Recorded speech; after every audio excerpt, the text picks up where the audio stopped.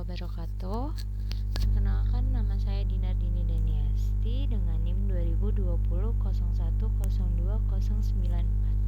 Saya dari Fakultas Ekonomi dan Bisnis dengan jurusan akuntansi.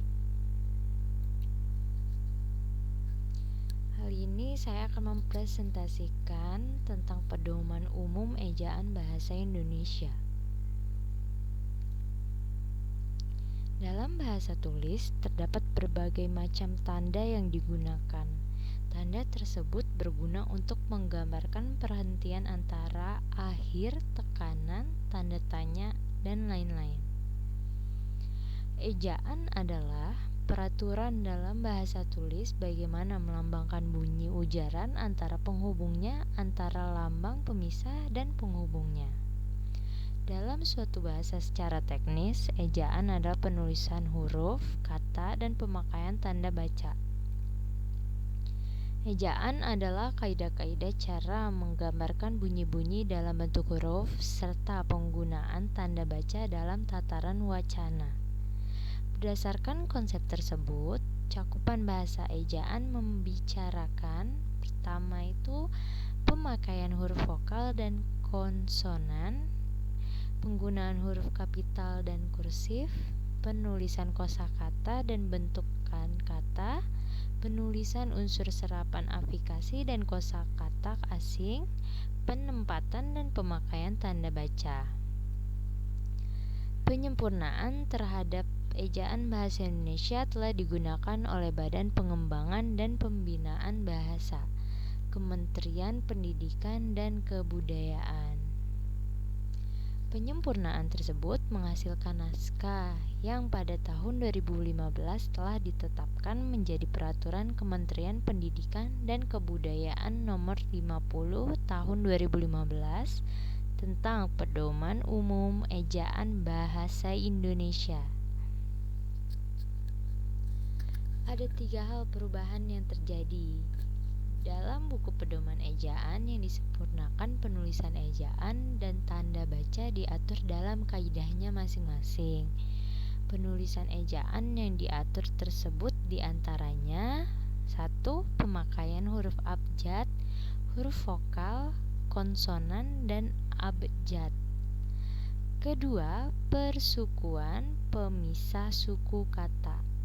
Ketiga, penulisan huruf besar. Keempat, penulisan huruf miring. Kelima, penulisan angka dan lambang bilangan dan lain-lainnya.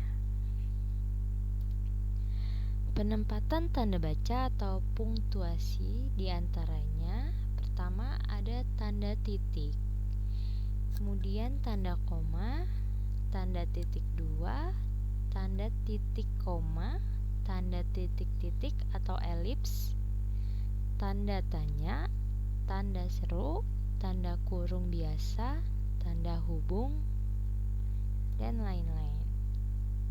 Dalam pemakaian huruf kapital terdapat beragam macamnya, yaitu huruf besar atau huruf kapital dipakai sebagai huruf pertama kalimat.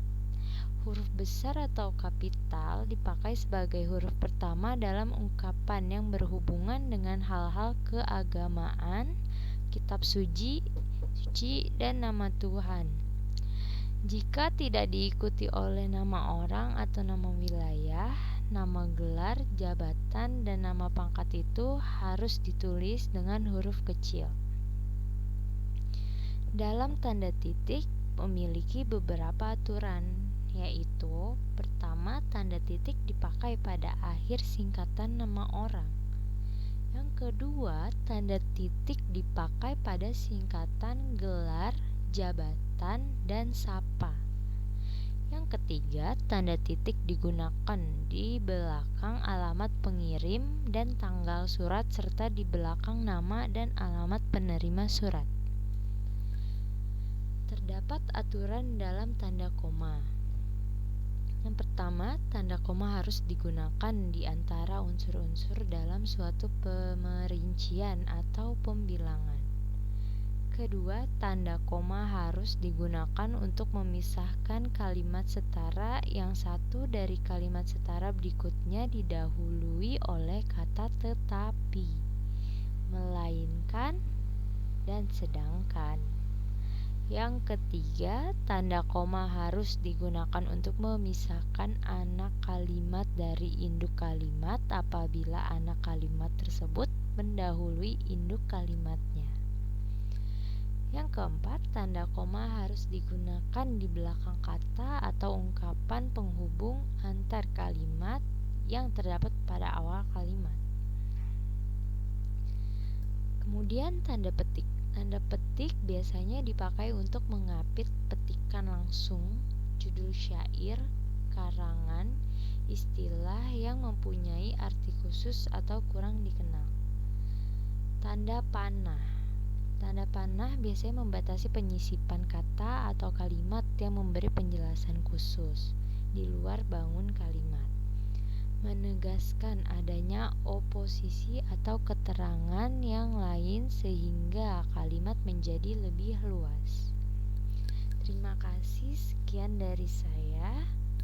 Saya ucapkan wassalamualaikum warahmatullahi wabarakatuh.